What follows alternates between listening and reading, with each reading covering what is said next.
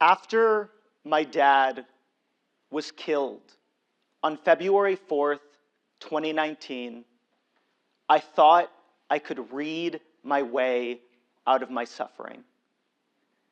In the following months, I read over 70 books. Books about grief, agony, and resilience. I read poetry and philosophy, believing that the wisdom I gained could somehow make up for the love I had lost. It did not. As an only child, I was used to being alone, but not isolated. More than ever, I needed a little help from my friends.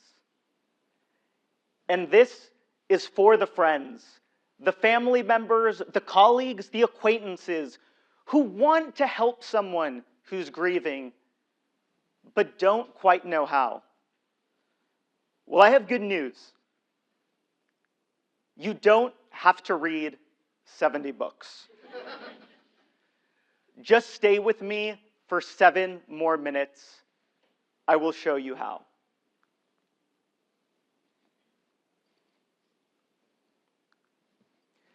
Here is the 4-part framework I created to help you support a loved one. It spells do it. Don't be afraid. Offer empathy, not silver linings. Initiate without asking. And take action, even years later. I chose do it for a couple reasons. First, it's worked pretty well for Nike. Second, when there's someone in your life suffering through loss, help them. Do it. They need you. Do it. That brings us to the first letter, D. Don't be afraid. It can be incredibly nerve-wracking to approach someone who's suffering through loss, and that's natural. We're afraid we'll upset them by bringing up the topic, and even if the conversation starts off well, we're worried we'll say the wrong thing and make everything worse. We feel this way because the other person is fragile, as are we. Just as we don't want to hurt them, we don't want to feel rejected or sit with the discomfort of talking about death. If these things were easy, we'd do them. It's because they're hard that I'm asking you to be brave. Don't let the fear paralyze you. Don't be afraid. Instead of stressing over finding the exact right words to say, focus on how you want to show up, and the words will come. I was living on the Upper West Side of New York City when I got a call that my dad was killed by a drunk driver. It didn't feel real. After that call, I remember walking to Central Park and finding a bench that was close enough that I could watch people, but far away enough that they wouldn't see me cry. I remember seeing people running, walking their dogs, and laughing. I saw fathers with their sons, and I felt so incredibly lost and alone. What I would have wanted was for a friend not to try to take away my pain, but to just sit there with me.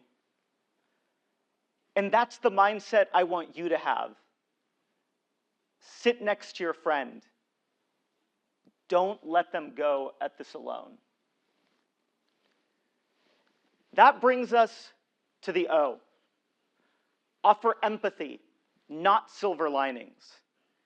Sitting with your friend, listening to them, responding to their feelings, that is empathy. But too often, when we try to show empathy, what we're actually doing is offering silver linings. We're trying to solve the other person's grief. I can't tell you how many times people told me, Anthony, your dad's in a better place. Or Anthony, you're going to become stronger because of this. While these comments were well-intentioned, for me, they missed the mark. Instead of making me feel better, they added an additional burden. As if losing my dad weren't enough, I somehow needed to become stronger because of it. Somehow the worst thing that had ever happened in my life was supposed to be for the best. At the time, I couldn't handle that additional pressure. I wanted a friend to just sit with me, not to try and take away my pain. Offer empathy, not silver linings. As you can see, our best intentions can go awry when dealing with people who are suffering through loss. They carry their grief like a heavy, encumbering backpack. But instead of reducing their load, we add to it. But one of the best ways to actually shoulder some of that weight is through the I of do it.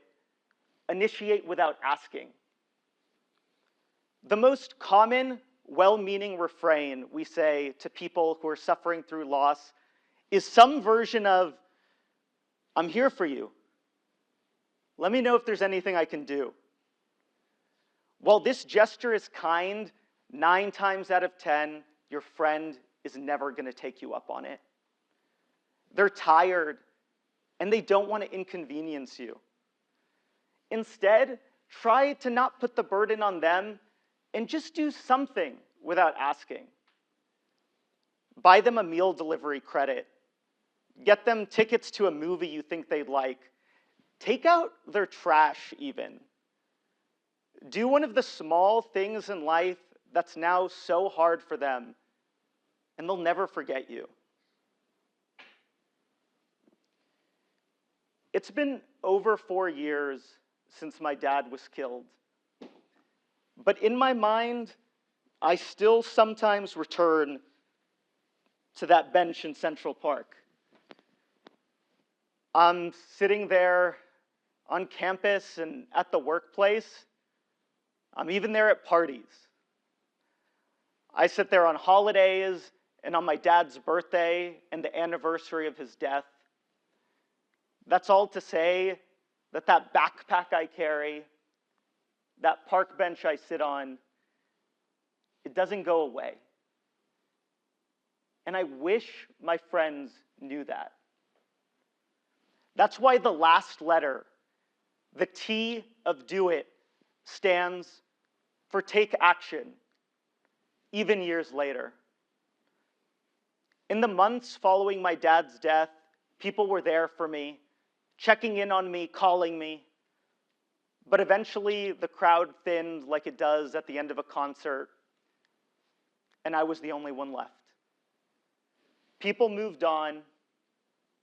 I did not.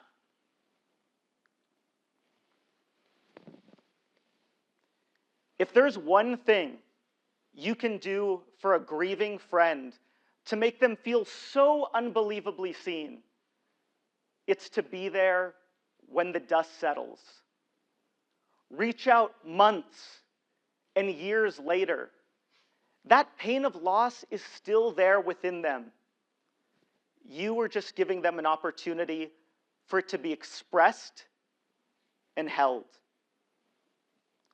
To recognize someone, to tell them, I still remember when the rest of the world has forgotten, is one of the most precious gifts you can give in this life.